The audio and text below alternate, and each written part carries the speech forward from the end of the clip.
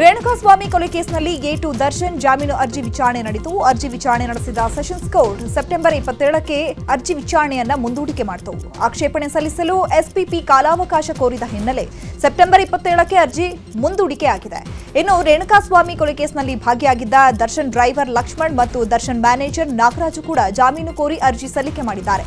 ಅರ್ಜಿಗಳು ವಿಚಾರಣೆಗೆ ಬರಬೇಕಿದೆ.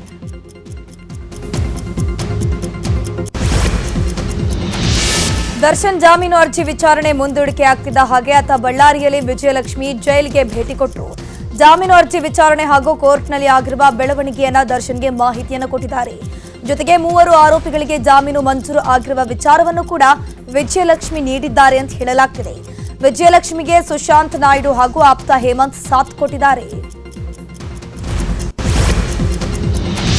ಚಿತ್ರದುರ್ಗ ರೇಣುಕಾಸ್ವಾಮಿ ಹತ್ಯೆ ಪ್ರಕರಣದಲ್ಲಿ ಎ1 ಪವಿತ್ರ ಗೌಡ ಕೋರಿದ್ದ ಜಾಮೀನು ಅರ್ಜಿ ವಿಚಾರಣೆ ಕೂಡ ನಡೆಯಿತು. ವಿಚಾರಣೆ ನಡೆಸಿದ ಸೆಷನ್ಸ್ ಕೋರ್ಟ್ ನ್ಯಾಯಾಧೀಶರು ಸ್ಪೆಷಲ್ ಪಬ್ಲಿಕ್ ಪ್ರಾಸಿಕ್ಯೂಟರ್ಗೆ ಆಕ್ಷೇಪಣೆ ಸಲ್ಲಿಸಲು ಸಮಯದ ಅವಕಾಶವನ್ನ ನೀಡಿದರು. ಹೀಗಾಗಿ ಪವಿತ್ರ ಗೌಡ ಜಾಮೀನು ಅರ್ಜಿಯನ್ನ ಸೆಪ್ಟೆಂಬರ್ 25ಕ್ಕೆ ಮುಂದೂಡಿಕೆ ಮಾಡಲಾಯಿತು. ಈ ಹಿಂದೆ ಪ್ರಕರಣದಲ್ಲಿ ನನ್ನ ಪಾತ್ರವೇ ಇಲ್ಲ ಎಂಬಂತೆ ಉಲ್ಲೇಖಿಸಿ ಜಾಮೀನು ಕೋರಿ ಪವಿತ್ರ ಗೌಡ ಜಾಮೀನು ಅರ್ಜಿಯನ್ನ ಸಲ್ಲಿಸಿದ್ಲು.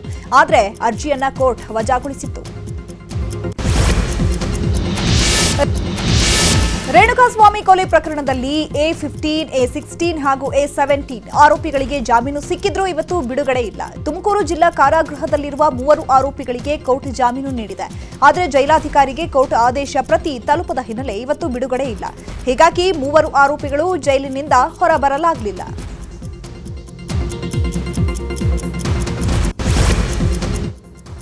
ತಿರುಪತಿ ಲಡ್ಡುವಿನ ವಿವಾದಕ್ಕೆ ಸಂಬಂಧಪಟ್ಟಂತಹ ಪ್ರಮುಖ ಸುದ್ದಿಗಳನ್ನು ಕ್ವಿಕ್ ಆಗಿ ನೋಡೋಣ.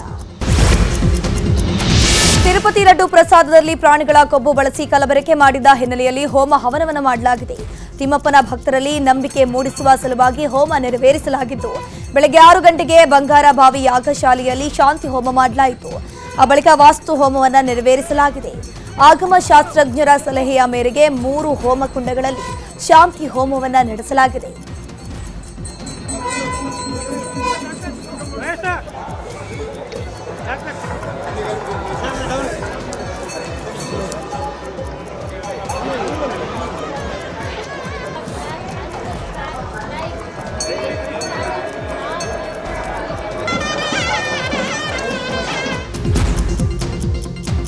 ಹೋಮ ಹವನ ಮುಗಿಸಿದ ಬಳಿಕ ಅನ್ನಪ್ರಸಾದ ಲಡ್ಡು ತಯಾರಿಕಾ ಕೇಂದ್ರ ಹಾಗೂ ಗೋದಾಮಿಗೂ ಸಂಪ್ರೋಕ್ಷಣೆ ಮಾಡಲಾಯಿತು. ದೇವಸ್ಥಾನಕ್ಕೆ ಕೆಲವು ಸಮಯ ಭಕ್ತರನ್ನ ನಿರ್ಬಂಧ ಮಾಡಿ ಪ್ರೋಕ್ಷಣಾ ಕಾರ್ಯ ಮಾಡಿದ ಬಳಿಕ ಅರ್ಚಕರನ್ನ ಜೋಡಿ ಆನೆ ಜೊತೆಗೆ ಅರ್ಚಕರನ್ನ ಬೀಳ್ಕೊಡಲಾಗಿದೆ. ಇನ್ನು ಮುಂದೆ ಸಮಸ್ಯೆ ಇಲ್ಲ ಅಂತ ಹೇಳಲಾಗ್ತಿದೆ. ತಿರುಪತಿ ಲಡ್ಡುವಿನಲ್ಲಿ ಪ್ರಾಣಿಗಳ ಕೊಬ್ಬು ಬಳಕೆಯಾದ ಹಿನ್ನೆಲೆ ತಿರುಪತಿಯಲ್ಲಿ ಶುದ್ಧೀಕರಣ ಕಾರ್ಯ ನಡೆಸಲಾಯಿತು. ಶುದ್ಧೀಕರಣದ ಬಳಿಕ ಪ್ರಸಾದ ವಿತರಣಾ ಕೌಂಟರ್ ಹಾಗೂ ಲಡ್ಡು ಸಂಗ್ರಹ ಮಾಡಿದ ಗೋದಾಮಿನಲ್ಲಿ ಪಂಚಗವ್ಯ ಪ್ರೋಕ್ಷಣೆ ಮಾಡಲಾಗಿದೆ. ಪ್ರೋಕ್ಷಣೆ ಮೂಲಕ ಇಡೀ ತಿರುಮಲವನ್ನ ಶುದ್ಧಿ ಕಾರ್ಯ ಮಾಡಲಾಗಿದೆ. ಪ್ರತಿಯೊಂದು ಕೌಂಟರ್ಗಳಿಗೂ ಹೋಗಿ ಅರ್ಚಕರು ಪ್ರೋಕ್ಷಣೆ ಮಾಡಿದ್ದಾರೆ.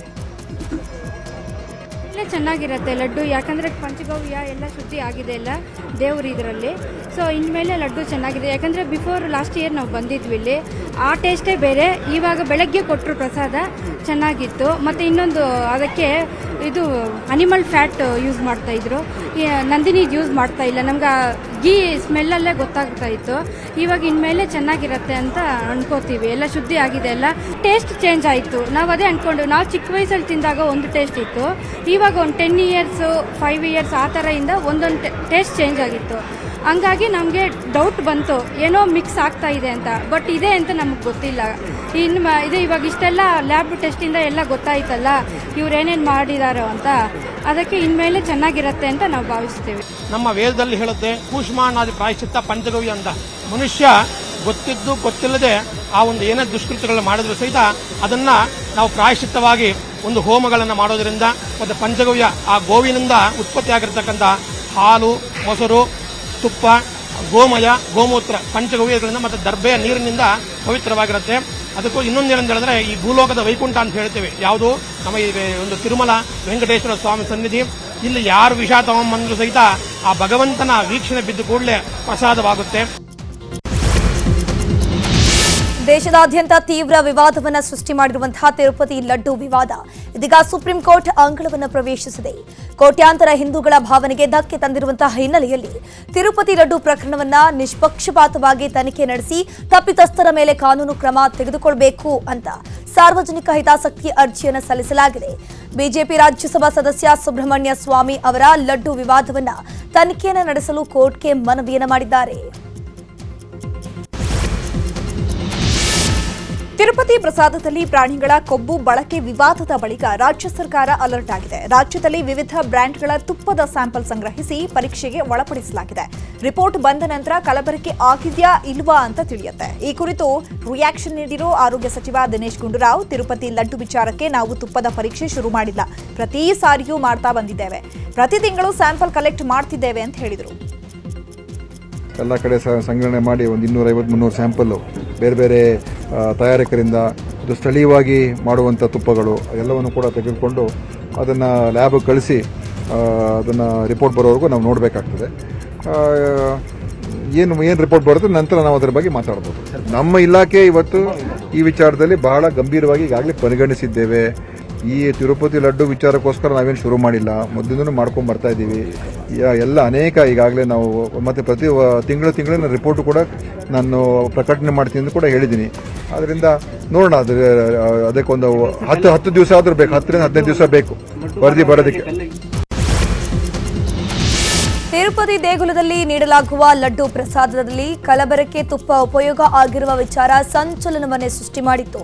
ಈ ಬೆಳವಣಿಗೆಯ ಮಧ್ಯೆ ಲಕ್ನೋದಲ್ಲಿರುವಂತಹ ಮನಕಾಮೇಶ್ವರ ದೇಗುಲದಲ್ಲಿ ಹೊರಗಿನಿಂದ ತರುವ ಎಲ್ಲ ಪ್ರಸಾದವನ್ನ ಬ್ಯಾನ್ ಮಾಡಿ ಆದೇಶವನ್ನ ಮಾಡಲಾಗಿದೆ.